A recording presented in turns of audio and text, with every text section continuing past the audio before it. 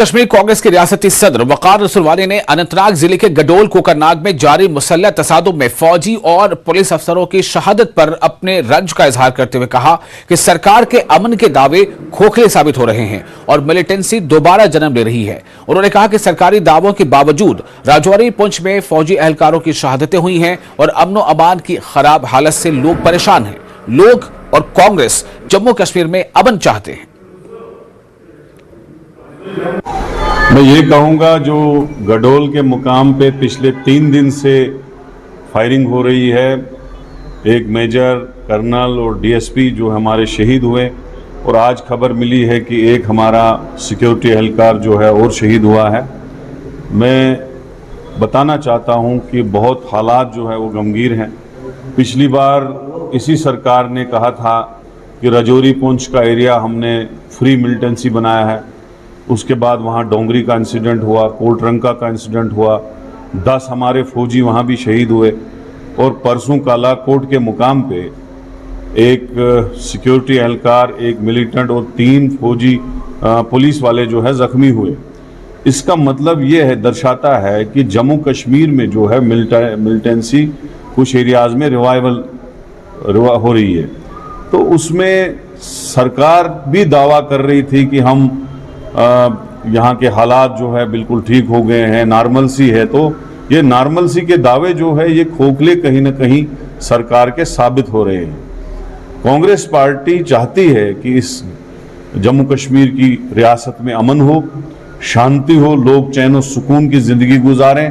बहुत मिलिटेंसी देखी, बहुत परेशानी देखी लोगों ने, इसलिए हिंदुस्तान की सरकार जो है और हमारे सिक्योरिटी एहलकारों के साथ मिलकर एक जामिया पॉलिसी तैयार करें, जिससे मिलिटेंसी का खात्मा हो और लोग सुकून की ज़िंदगी गुजारें।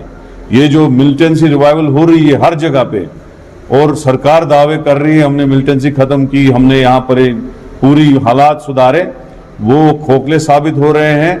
और हम चाहते हैं कि इसमें कुछ ऐसे कंक्रीट कदम उठाए जाएं जिससे लोग सुकून की जिंदगी गुजारें। और नेशनल कॉन्फ्रेंस के सीनियर लीडर और कानून साज काउंसिल के साबिक रुकन सुरेंद्र चौधरी को नेशनल कॉन्फ्रेंस हाई कमान की जानिब से मरकजी सेक्रेटरी मुकर्रर किया गया है। सुरेंद्र चौधरी तकर्री के बाद नौशहरा पहुंचे, जहां लोगों ने उनका शानदार इस्तकबाल किया। सुरेंद्र चौधरी ने इस मौके पर लोगों से खिताब करते हुए कहा कि बीजेपी सरकार पर उन्होंने तनकीद की और कहा कि बीजेपी बेरोजगारी के बारे में सिर्फ दावे करती है और अपने दावे को पूरा करने में नाकाम रही है। रोजगार नहीं मिल पा रहा है, बेरोजगारी बढ़ती चली जा रही है। क्या ये मिलजुल के जात, बरादरी, मजहब, फिरका परस्ती से ऊपर उठें?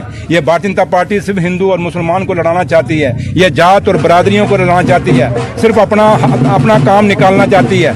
आज देखें जम्मू कश्मीर में बेरोजगारी कितनी है, आज देखें जम्मू कश्मीर में महंगाई कितनी है। आप देखें जम्मू कश्मीर में ये कहते थे हालात ठीक हैं, भैया हालात ठीक हैं, तो कल ही आप देखें हमारा एक कर्नल शहीद हो गया, एक मेजर शहीद हो गया, एक डीएसपी शहीद हो गया।